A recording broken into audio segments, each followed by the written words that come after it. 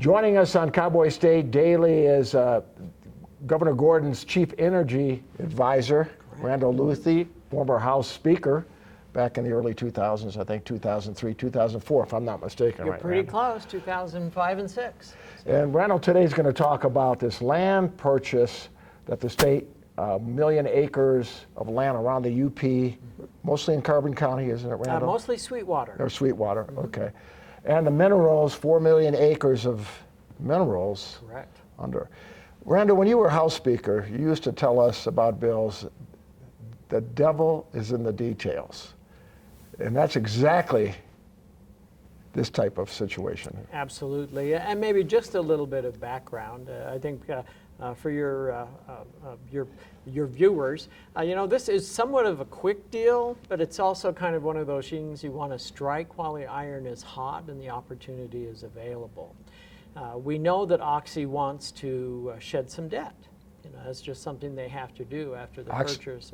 Occidental Petroleum, right? Occidental. I'm sorry. I guess I've been around the business long enough. We just refer to them as Oxy.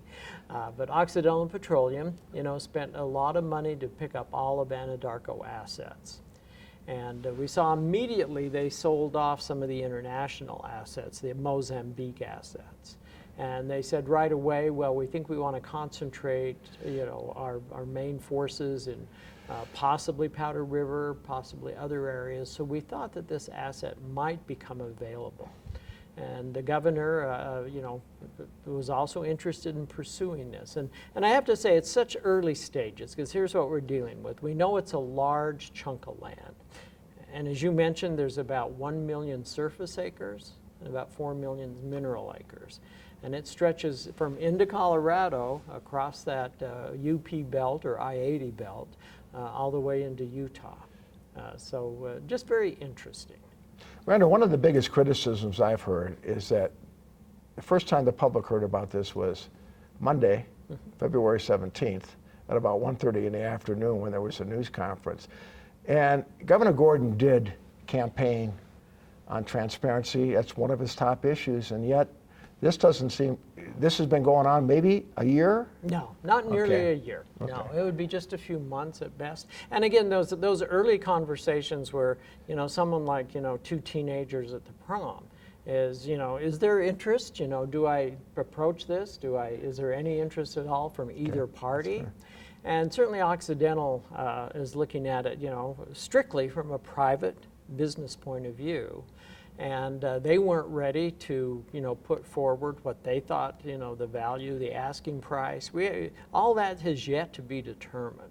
All we know right now is the extent of the assets, basically where they are, what they are, and now becomes the real due diligence. And so the governor thought it was important, okay, if we're going to get serious about this, we need the legislature to talk about it, and at the same time we need the public to know about it, that we're willing to talk and discuss this possibility.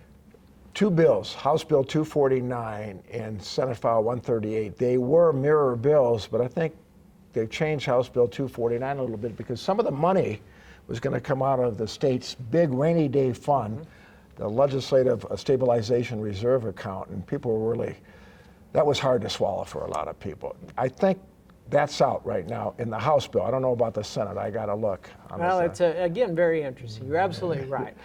They started as mirror bills, and I would almost say they couldn't be more different, but there is a huge difference now. And it's largely on, okay, if we reach a deal, if we reach a price, how do we pay for it?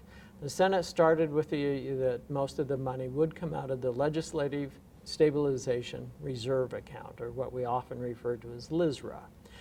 The House said, we don't want to be spending that money. We think if we're going to do it and you reach a deal, that the bulk of the money should come from bonding. So actually, so you got a philosophical difference. Do you take it out of savings, or do you go into debt? And that's something we're watching very interesting, because being an ex-legislator, it'll be interesting to see how this works out, because these are two different approaches right now. One of my first thoughts was, why not bond it with revenue bonds, because interest rates are cheap. A lot of corporations do it and buy back their stock.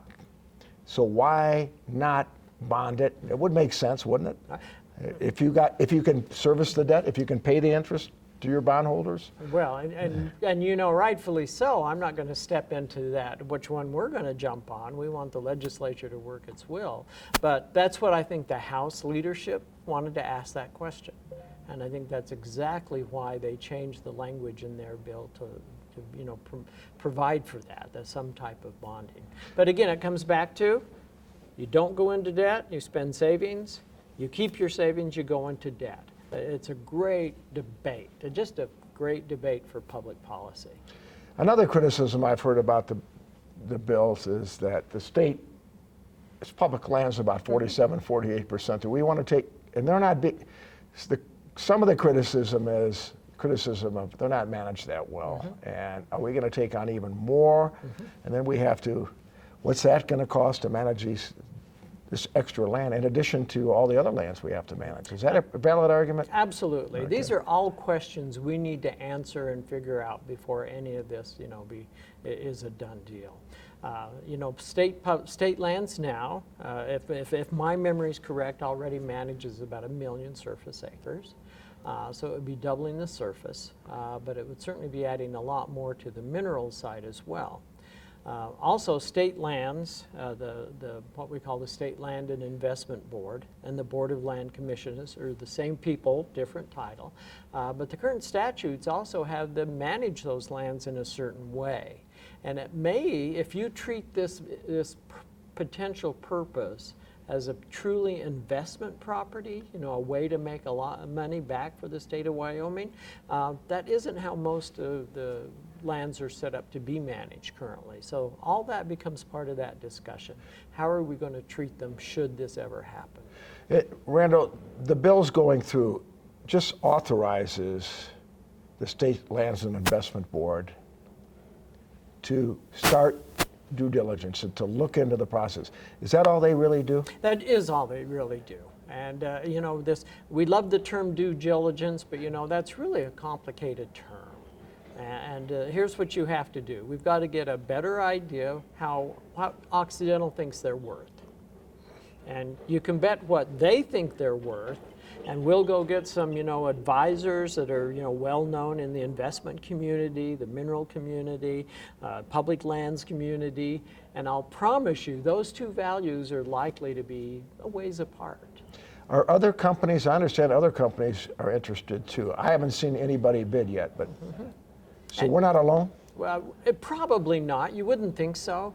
But where I think Wyoming has the advantage, Wyoming may be the only entity other than maybe a large type sovereign fund or something that would have the ability to purchase the entire chunk.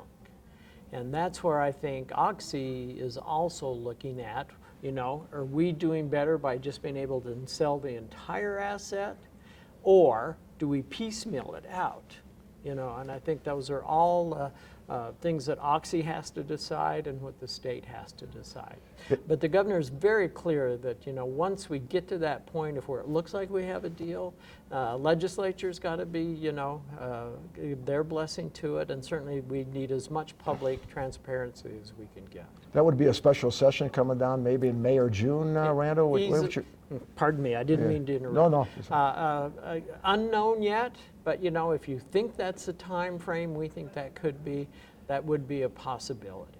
And that's what I think both pieces of legislation leave that possibility open.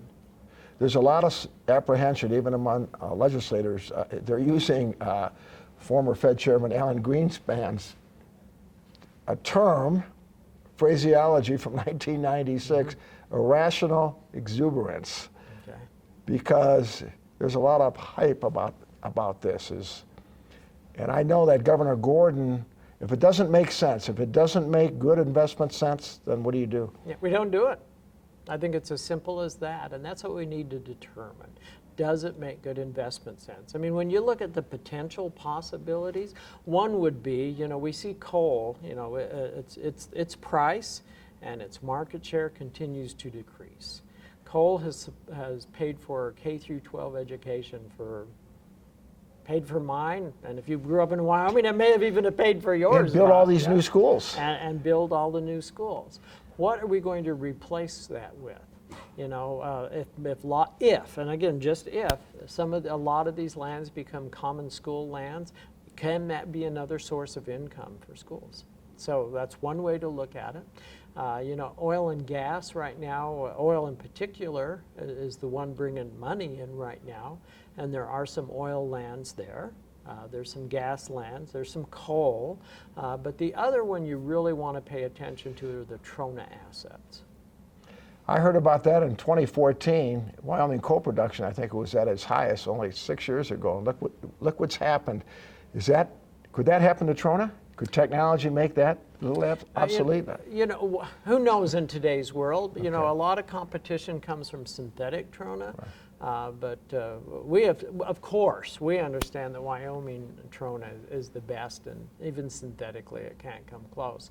But that's always a possibility with foreign competition. I know you got to get upstairs and get back. Randall Luthi, good seeing you, buddy. Always a pleasure. Always a to pleasure. deal with you. Like Thank old you. times, Randall. It has been, although you've aged better than I have, so I appreciate that. How you